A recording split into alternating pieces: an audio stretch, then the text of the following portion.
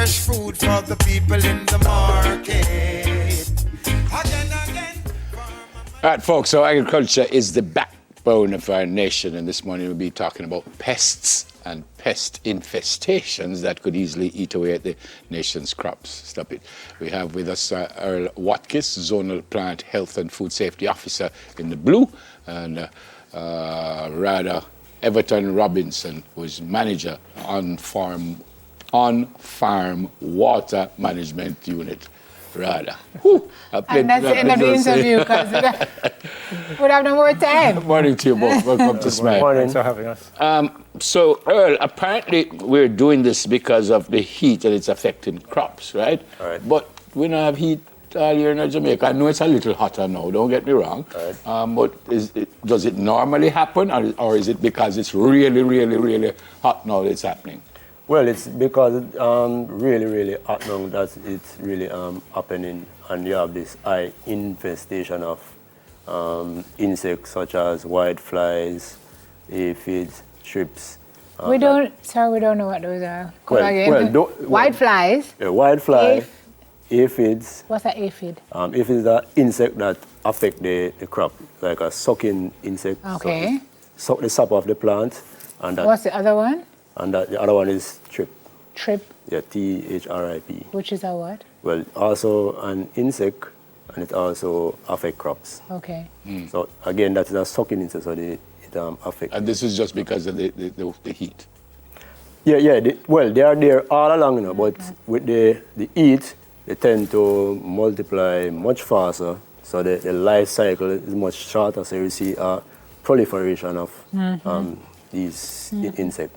And in addition to that, if the food is available, that is your crops, they will more than likely feed on that crop. Okay. Right. Our farmers are really feeling it, eh? Certainly. Yes, certainly. Because even at this time when it's much warmer, they have to put out or employ more management practices. They have to scout their field more, try to ensure that if they are even applying chemical, they apply the right chemical at the right time. So they have to be strategic about the whole process. Yeah, I mean, a lot of us, Everton, see the drought, and we say, boy, the farmers are suffering because they have lack of water, and that too is affecting the crops. Once the crops are affected, then our prices are affected in the supermarket because supply gets low, demand is high, it rockets up. But we're saying even outside of the water issues, no, we have these other issues to deal with. How are the farmers managing? Well, fortunately, our farmers are very resilient. Notwithstanding, they have recognized that the approach to remedying some of these situations, which are largely brought on by climate change and global warming, has to be an integrated approach. And so it is a case of not one solution fixing the problem, but a multiplicity of solutions.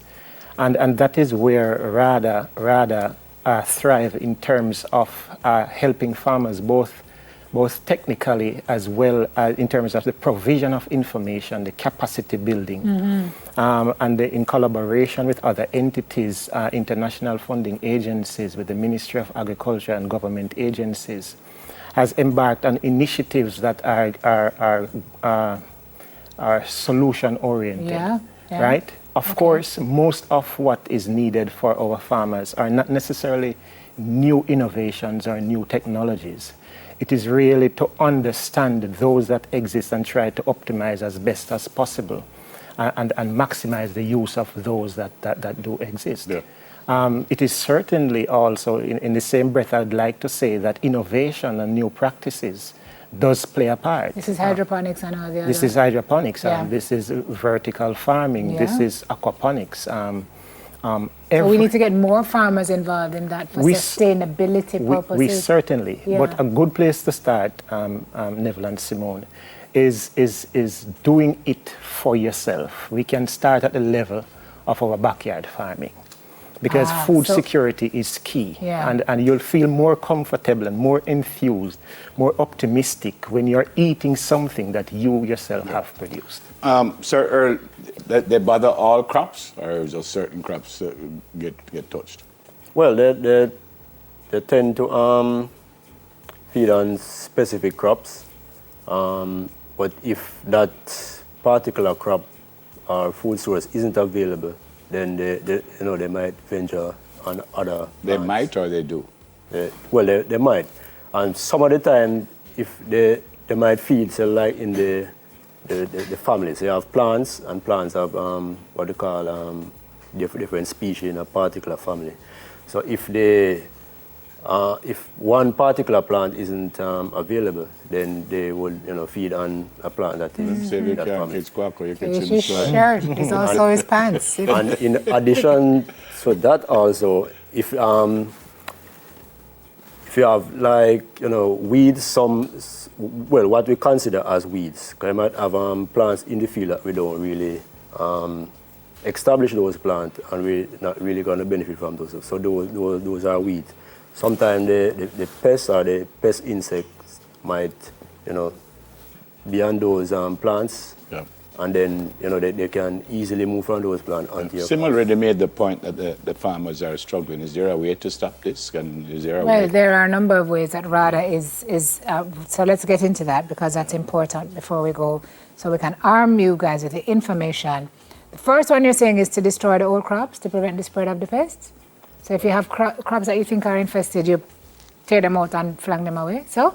Well, if it's infested to highly infested, and it's at and the crop is at a specific stage, we would recommend that you get rid of that crop. But there's no way you'll be able to manage that crop or manage the pest population to benefit economically from that crop. So weed it out and get rid of it. Spraying with insecticides, which is a tricky one, eh? I hear Everton chuckle. Why you chuckle? I chuckle because many of our consumers do not necessarily subscribe to the use of insecticides. Yeah. Again, as I We said, want GMO stuff, sir.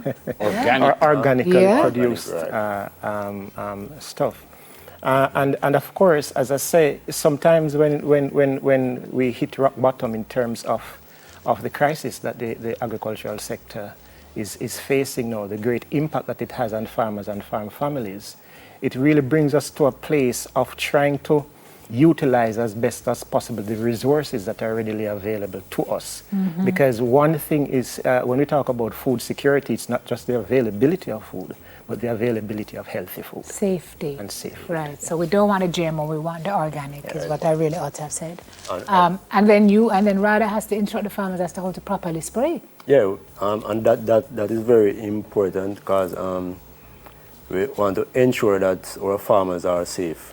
Pesticides can harm you because they are poisonous, even though they might be at different level of toxicity. They are poisonous. So we have trainings where we inform and sensitize our farmers as to how to properly handle these chemicals.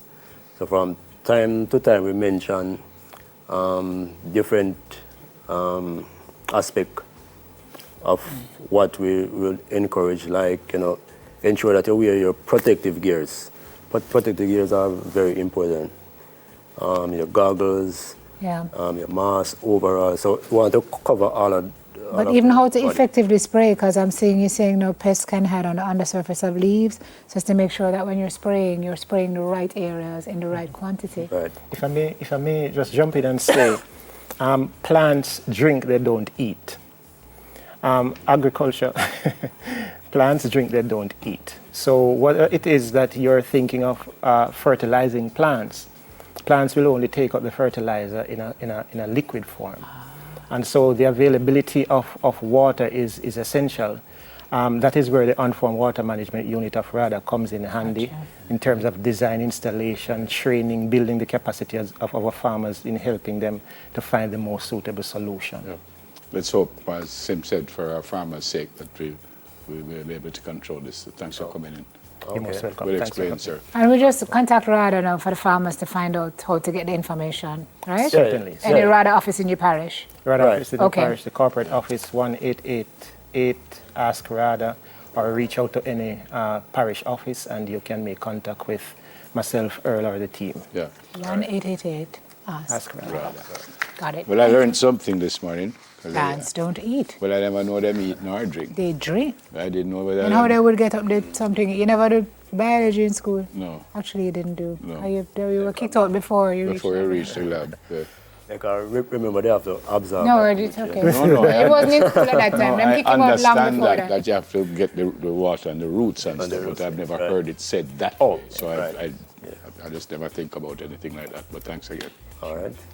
She styled me all the while, but I don't So no, ever. Mary- I style your clothes. That's why you always look so good. thank you very much.